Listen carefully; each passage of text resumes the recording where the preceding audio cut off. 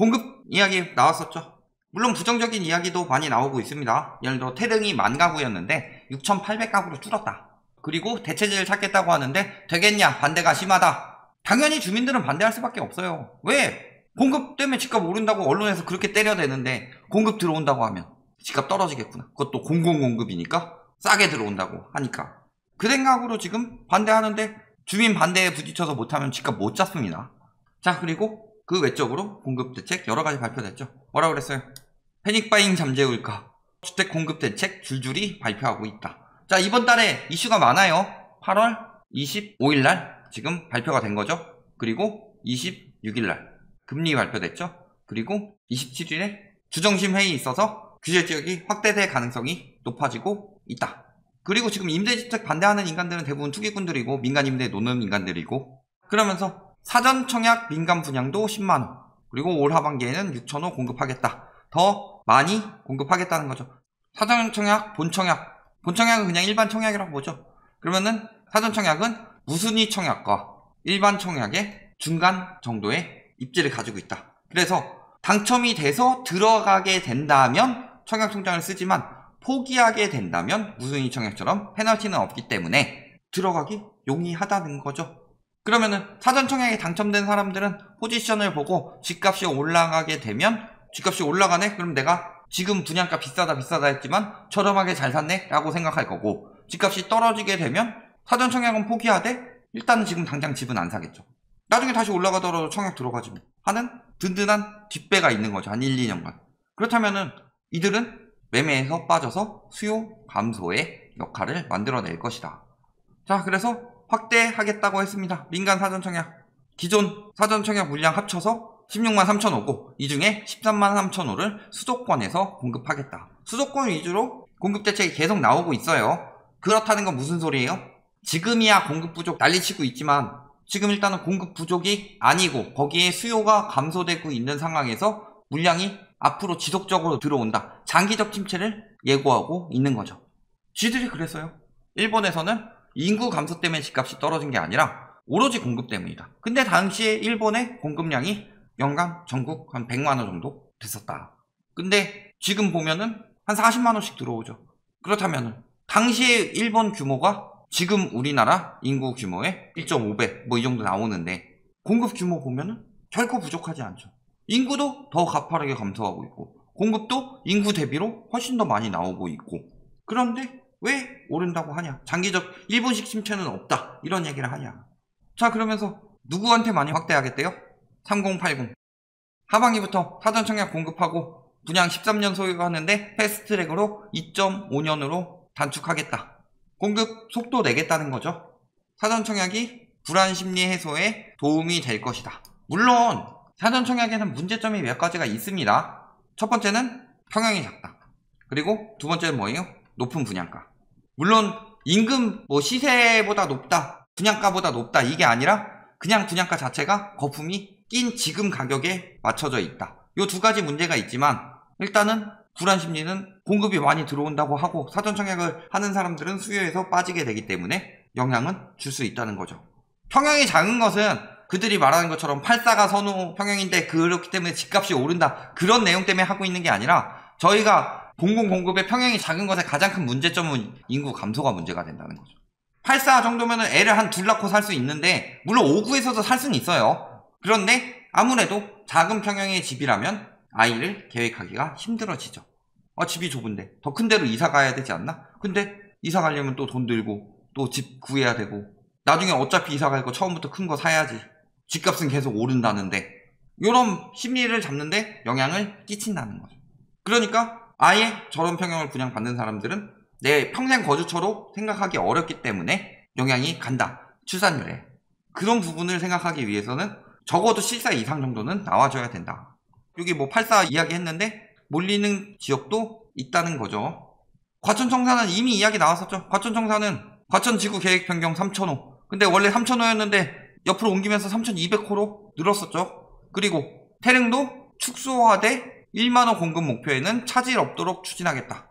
물론 6,800호도 적은 건 아니죠. 저 지역에서. 요게 그리고 가장 크게 타격 주는 거는 노원에서도 약간 노원 중심부가 아니기 때문에 어디에 타격을 많이 주냐? 구리. 그리고 그 뒤에 남양주까지 영향이 갈 수가 있다. 왜? 들어오는데 차가 더럽게 막힐 겁니다. 거주 여건이 나빠질 수 있다는 거죠. 그렇다면 뭐 GTX 이용하면 되는데 언제 들어올 줄 알고, 뭐 저기 태릉도 언제 들어올 줄 알고긴 하지만 계속 지금 정상 추진하겠다 혹은 대체지해서 진행하겠다 이런 이야기 나오고 있는 거죠. 결국에는 계속 주민반대 하는 이유, 특히 태릉 같은 경우 주민반대가 심한 이유가 뭘까요? 저기가 녹지 훼손이 돼서? 아니죠. 공공 공급이 많이 공급이 되면 무슨 문제가 생겨요? 민간 공급의 필요성이 줄고 민간 공급이 되더라도 비싸게 하기 힘들다는 거죠. 근데 노원구에 가보면 지금 노원구에서 집값 뭘로 띄우고 있어요? 재건축 단지 중심으로 띄우고 있다고 하죠. 그렇다면은 재건축 아파트들이 타격을 입게 된다. 그러니까 이를 악물고 반대를 하고 있는 거죠 지금. 근데 제대로 추진하려면은 밀어붙여야 됩니다. 결사 반대. 노원 주민들 누가 결사 반대 하겠어요? 집값 떨어질까봐 안달이 난 사람들이나 결사 반대 하고 있겠죠. 자, 그러면서 결사 반대, 교통대책 없으면 협조 않겠다, 교통 호재 들어와서 집값 올린다, 이 짓거리 하려고 하고 있는 거다. 노원에 교통이 뭐가 더 필요해요? 노원 교통 좋아요. 자차 끌고 다니는 교통은 들어오면 많이 복잡해지겠지만 노원에 지하철역이 없어요? 뭐가 없어요? 학군이 나쁜가요? 뭘 더 해달라는 거예요? 중심지 더 키우라는 거예요? 아니죠. 인구를 분산하려면 오히려 외곽 쪽에 더 교통 키워야지. 저 교통 대책 왜 필요하다고 하는 거예요? 실수요들 위해서? 아니죠. 집값 띄우려고 하는 거죠. 계속 나오고 있으니까 언론들이 지금 똥줄이 사죠? 왜요? 사전 청약으로 무마 안 된다. 그리고 다음날에 또 바로 뭐라 그래요? 금리 인상으로 무마 안 된다. 근데 되게 웃긴 게 뭐예요? 금리 인상할 땐 금리 얘기만 하고 사전 청약 확대할 땐 사전 청약 이야기만 해요. 그런데 오른다고 할 땐 뭐예요? 저금리, 공급 부족 다 묶어서 이야기하죠. 플러스 매수 심리, 플러스 전세가 상승 다 붙이죠. 얘랑은 일맥상통한 건데도 다른 것처럼 막 가지수 늘리고, 그 다음에 떨어지는 정책에 대해서는 각각 이야기를 하죠. 경고 안 먹히자 오르고 달래는 게 아니에요. 정부 입장에서는 죽지 말라는 거예요. 이거 이번에 집값 터지면은 출산율 다시 늘어날 것 같아요? 아니요. 상당히 굉장히 오랫동안 침체됩니다. 일본도 터지고 나서도 굉장히 오랫동안 침체했죠. 근데 우리나라는 지금 이미 그 이상이다. 경제 완전히 박살나게 생겨서 당하지 말라고 이야기하고 있는 거죠. 경고하고 있는 거지 어르고 달래는 거예요. 경고하고 있는 거예요. 지금 들어가지 마라. 너네 죽는다. 저거 사지마. 저 새끼들 사기꾼이야 라고 이야기하고 있는데 그 사기꾼은 뭐라고 그래요? 그 사람에 대해서 왜곡해서 이야기하죠. 똑같다. 지금 언론이 사기치고 있다.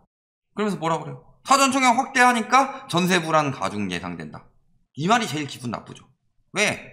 사전 청약 늘어나서 매매 수요가 전세 수요가 된대요.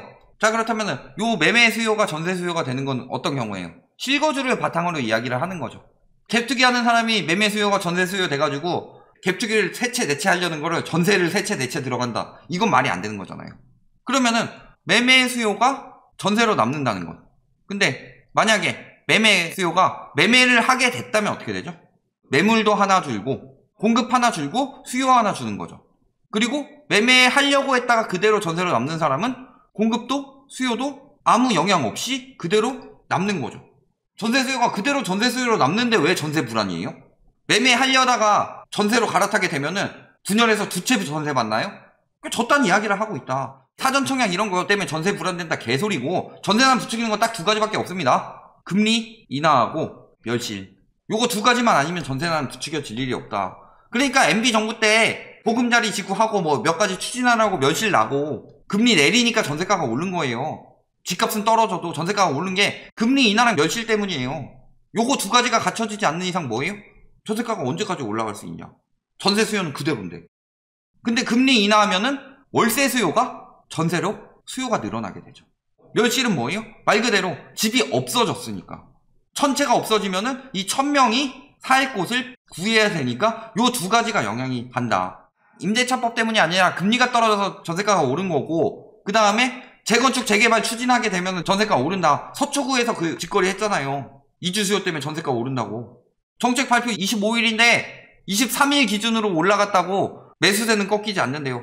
25일날 발표될 걸 알고 23일날 미리 전세를 올렸나 봅니다. 예언가지만 넘쳐나나 봐요. 저들 입장에서는. 제정신이에요 저게. 그래놓고서 지금 언론이 허위 보도하는 걸 막겠다라고 하니까 뭐라고 그래요? 언론 탄압이다. 그럼 허위 보도를 하지 말든가. 저게 뭐예요? 부추기는 거지. 25일날 발표된 걸로 23일날 전세가가 올랐다고 하는 게 말이 돼요? 이 새끼한테 입만 벌리면 거짓말이 자동으로 나와. 장기 전세도 공급하죠. 전세도 공급합니다. 임대주택만 공급하면은 뭐라 그래요? 임대주택 잘 지어서 거기서 평생 살게 해서 그지로 만들려는 정부의 술책이다. 말 같은 소리를 해라. 니들이 전세가 막 안 띄워봐라.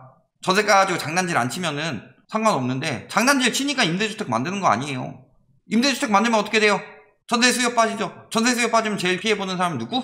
갭투기 수요죠. 그러니까 길을 쓰고 저거에 대해서 임대주택으로 집값 못 잡는다 그 난리 치고 있는데 집값 띄우는 거 누구예요? 실수요 시장 이야기하고 있지만 투기 수요 엄청나게 많죠. 갭투기 엄청나게 많죠. 그러니까 지금 진짜 집값 떨어지는 정책 반대하는 거다. 임대주택 많이 해가지고 특히 청년층하고 그 다음에 노년층한테 공급 많이 해야 돼요. 그래야지 집 걱정 없어지면서 내가 이거를 끝까지 붙들고 있지 않고 매물을 내놓게 된다. 그들도 집값이 계속 올라가는데 내가 이거 팔면 딴 데 갈 데 없고 그러니까 집 못 내놓고 두 채 세 채 가지고 있는데 계속 오를 것 같고 자식들한테 물려줘야 되고 내 자식들 노년에 어떡하나 늙으면은 고생하지 않게 만들어야지. 그러니까 지금 이런 상황들이 펼쳐지고 있는 거 아니에요? 전세가 왜 올랐어요? 자, 언론들, 전문가나 작자들 임대차법과 집주인 실거주를 유도한 게 문제래요. 근데 임대차법 때문에 맨날 매물이 준다고 했지 수요가 주는 얘기 안 하죠. 집주인 실거주도 집주인이 여기 전세 살다가 이쪽으로 전세 이동하게 되면은 매물이 하나 나온 거죠. 여기 매물 하나 준 대신에 매매 수요 내 집에서 살고 있었다 여기 살게 된다면 요 집은 그대로 줄 거예요? 전세 내놔야 될 거 아니에요. 공급엔 전혀 영향이 없다. 그런데 다 이것 때문에 왜 규제를 이악 물고 반대하느냐. 삼중가격 형성되어 있다고 하죠. 여기에 통일돼야 되는데 여기 가격 있어가지고 못 올리니까 지금 이 난리 치고 있는 거죠. 답은 뭐 때문이에요? 금리 때문이다. 금리랑 뭐예요? 전세 대출. 전세 대출 억제해야 돼요.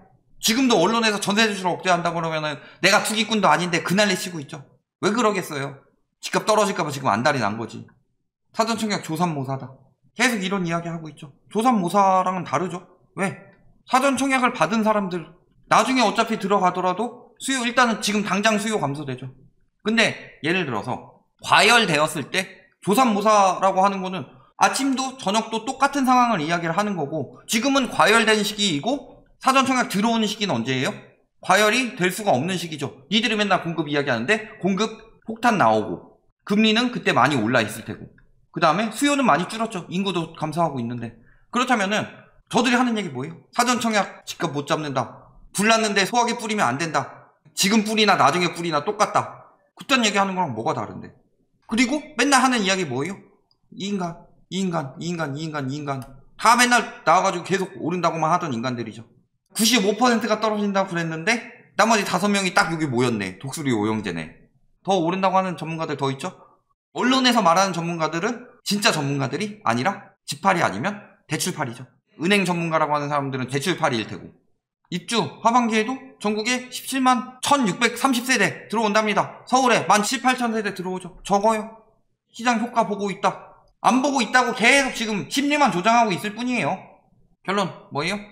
사전청약 확대는 사전청약에 당첨된 사람들은 수요 감소에 효과가 있다. 그리고 조삼모사 이야기하고 있는데 조삼모사랑은 다르죠. 아침에 3개 먹고 저녁에 4개 먹나 아침에 4개 먹고 저녁에 3개 먹나 그런 정도가 아니라 지금 이야기하잖아요. 공급대책 빨리 했었어야 된다. 니들이 그 얘기해놓고서 지금 심리 과열됐을 때랑 심리 과열되지 않았을 때 니들이 심리 얘기하면서 뭐가 다르냐. 사전청약뿐만이 아니죠. 사전청약만 하는 것도 아니다. 지금 이주열 총재 간담회 또 뭐라고 그랬어요. 금리 인상도 있지만 대책도 병행해 줘야 한다. 공급대책이 병행이 됐죠. 그 다음에 추정심 결과도 나올 거죠. 병행되고 있는데 왜 요거는 하나씩 따로 놔두냐. 영향 굉장히 크게 갈 것입니다.